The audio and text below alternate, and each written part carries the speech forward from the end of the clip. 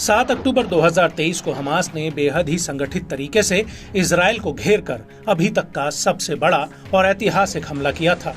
लेकिन इसके बाद इजरायली सेना गाजा में घुस गई थी और तब से लेकर अब तक इजरायली फौज गाजा के अलग अलग हिस्सों में ताबड़तोड़ हमले कर रही है।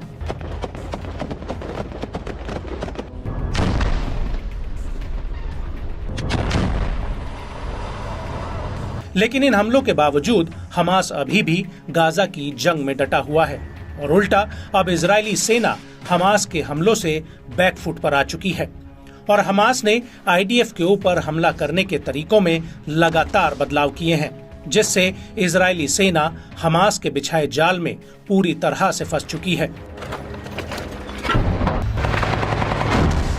दरअसल हमास आईडीएफ के खिलाफ गोरिल्ला स्टाइल में हमले कर रहा है। हमास के लड़ाके अचानक से आईडीएफ के ऊपर हमला करते हैं और फिर वो कहां गायब हो जाते हैं, इसका पता लगाना आईडीएफ के लिए एक टेढ़ी खीर बना हुआ है। और इन सब में बारूदी सुरंग, खंडर पड़ी इमारतें, मस्जिदें, मलबों के ढेर, नागरिक ठिकाने हमास के लड़ाकों की सबसे बड़ी पनाहगाह है।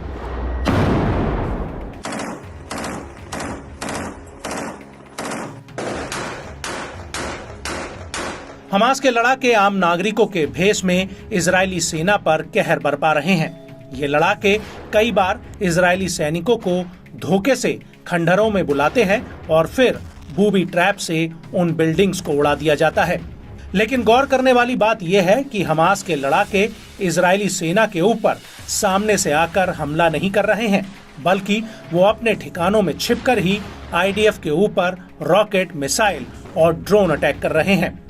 ये लड़ाके कई बार इजरायली सैनिकों के छोटे समूह पर बेहद ही चालाकी से हमला करते हैं, जिससे आईडीएफ के लिए संभल पाना बेहद ही मुश्किल हो जाता है।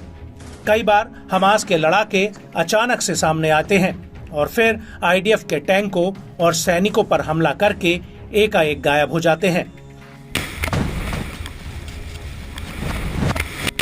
इनमें से अधिकतर लड़ाके गाजा के उन इलाकों में छिपे हुए हैं जहां पर कुछ लोगों ने अभी भी अपना घर बार नहीं छोड़ा है और इन्हीं नागरिकों की आड़ लेकर हमास के लड़ाके आईडीएफ के ऊपर हमला करके आसानी से जनता के बीच घुल मिल रहे हैं।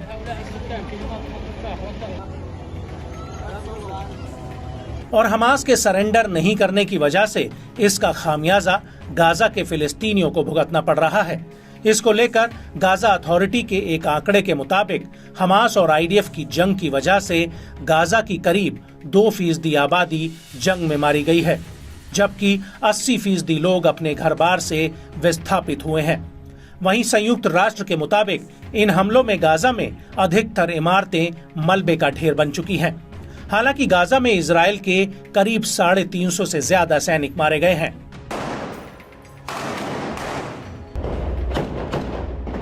हालांकि इस युद्ध को लेकर इजराइल के ऊपर इंटरनेशनल कोर्ट ऑफ जस्टिस में नरसंहार का मुकदमा भी चल रहा है, जिससे इजराइल की छवि को दुनिया भर में बट्टा लगा है।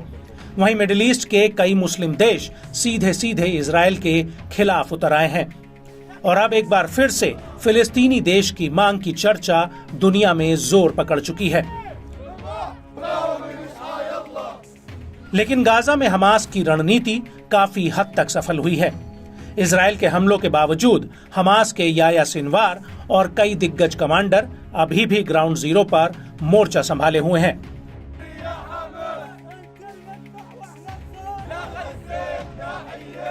आईडीएफ का दावा है कि उसने हमास के 25,000 लड़ाकों में से 14,000 से ज्यादा लड़ाकों को मार दिया है, लेकिन आईडीएफ का ये दावा अभी भी एक पहेली बना हुआ है और हमास की रणनीति है कि वो इस युद्ध को जितना लंबा हो सके उतना लंबा खींचे, जिससे इंटरनेशनल लेवल पर इजराइल के ऊपर दबाव बढ़े, भले ही इसकी कीमत गाजा में और ज्यादा बच्चों और महिलाओं की मौत से चुकानी पड़े।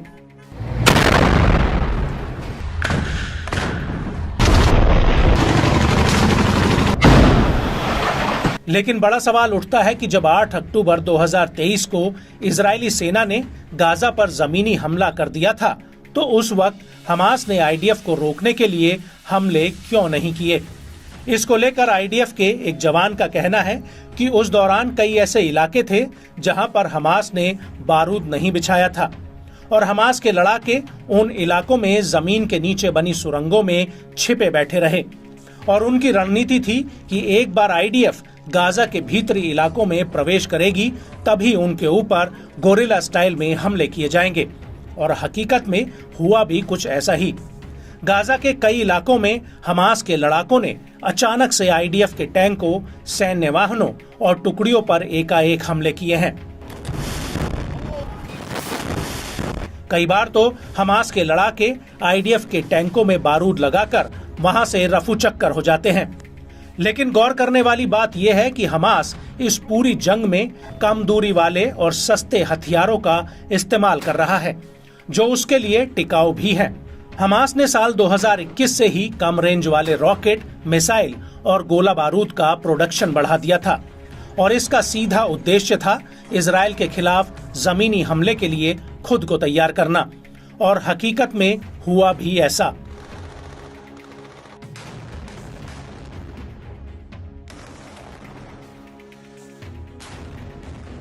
हमास के लड़ाकों ने पूरे गाजा में सैकड़ों नई सुरंगें बनाई ताकि आईडीएफ के साथ जंग में इनका इस्तेमाल बिना किसी रोक टोक के किया जा सके। और इस पूरे नेटवर्क में हमास ने बातचीत के लिए एक अच्छा लैंडलाइन टेलीफोन नेटवर्क बिछाया जिसे आईडीएफ के लिए मॉनिटर कर पाना काफी मुश्किल है। यहाँ तक कि गाजा में इंटरनेट और मोबाइल फोन बंद होने के बावजूद हमास के लड़ाके इस नेटवर्क से एक दूसरे से बात कर सकते हैं। और हमास गाजा के भीतर आईडीएफ को खुफिया कैमरों, ड्रोन और आम नागरिक मुखबिरों से ट्रैक कर रहा है। और यहाँ तक कि गाजा में बच्चे भी हमास की मुखबिरी का काम कर रहे हैं। ऐसे में आईडीएफ के लिए इस नेटवर्क को तोड़ना भी मुश्किल है। और जैसे ही आईडीएफ का काफिला एक इलाके से गुजरता है या फिर इकट्ठा होता है, उसके कुछ ही मिनटों में हमास के लड़ाके एकाएक सुरंगों से निकलकर उनके ऊपर धावा बोल देते हैं। और ऐसा उन इलाकों में होता है जहां पर आईडीएफ हमास को ढेर कर चुकी होती है। लेकिन हकीकत में ऐसा होता नहीं है। और इन लड़ाकों में एक पहले तो कैमरा पकड़कर वीडियो रिकॉर्ड करता है, जबकि दूसरा हमला करता है और तीसरा बूबी ट्रैप को तैयार करता है ताकि जैसे ही हमास के लड़ाके वापस आएं और उनके पीछे अगर आईडीएफ के जवान आते हैं तो सुरंग में बिछे बारूद यानी बूबी ट्रैप में धमाका किया जा सके।